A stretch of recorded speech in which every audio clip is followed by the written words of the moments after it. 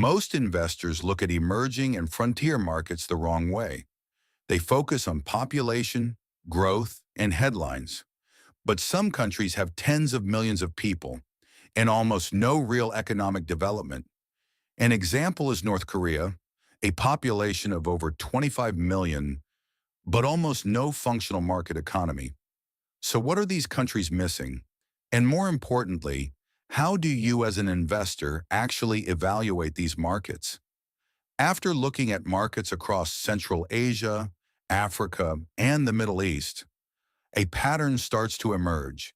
Some countries have growth, some have resources, some have potential, but very few have all the pieces in place to turn that into real, investable opportunity. The difference isn't just economics, it's structure. The first thing to look at is government policy. Not just what governments say, but what they actually do. Are they encouraging investment? Countries like Vietnam and Saudi Arabia have actively opened their economies to foreign investment, while others shift policies unpredictably, making long-term planning difficult. Are they supporting business development with policies that reduce bureaucracy or regulation? Or are they maintaining stability over time? Or are policies inconsistent, reactionary, or unpredictable? Markets don't grow in a vacuum. They grow in systems. Next is government finances. This includes debt levels, budget deficits, or revenue stability. A country can be growing, but if the government is financially unstable, that creates long-term risk. We've seen this in countries where rapid growth masks rising debt and fiscal instability. Strong growth can be undermined by weak finances. Another key factor is trade. Some of the things to look at include exports versus imports, what the country actually produces, or whether it relies heavily on one commodity. For example, oil-dependent economies like Iraq can see strong growth, but remain highly exposed to global oil price swings. An oil-heavy economy can perform well until oil prices fall.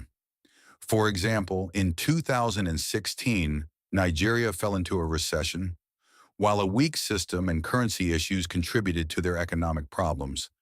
The primary trigger was the oil price dropping from approximately $100 a barrel to $30 a barrel. Diversification matters more than raw growth.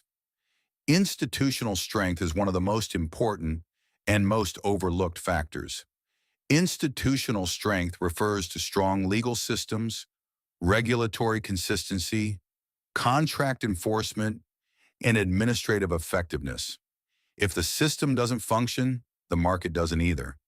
In some markets, weak legal systems or inconsistent enforcement can make even simple business operations difficult. Even if everything else looks good, can you actually invest?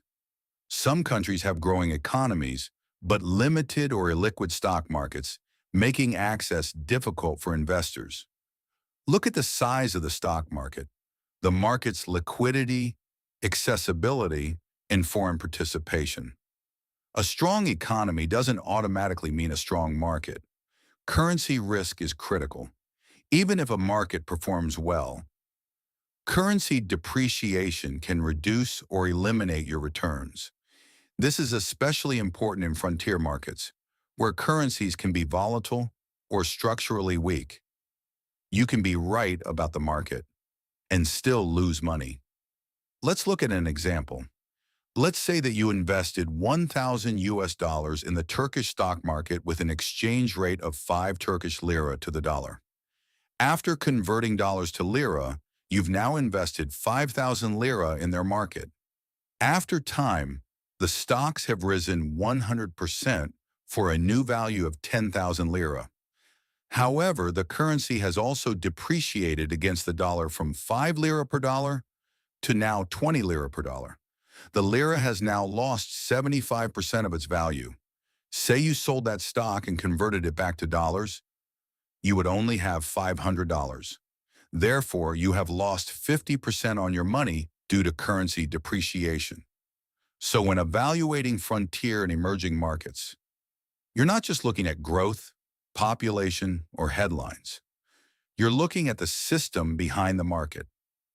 The best opportunities aren't just where growth exists, they're where growth is supported. Frontier and emerging markets can offer unique opportunities, but they also require a different way of thinking, a more structured, more critical approach. If you're interested in deeper analysis on frontier and emerging markets, markets most investors overlook, consider subscribing. This is Frontier Market Intelligence.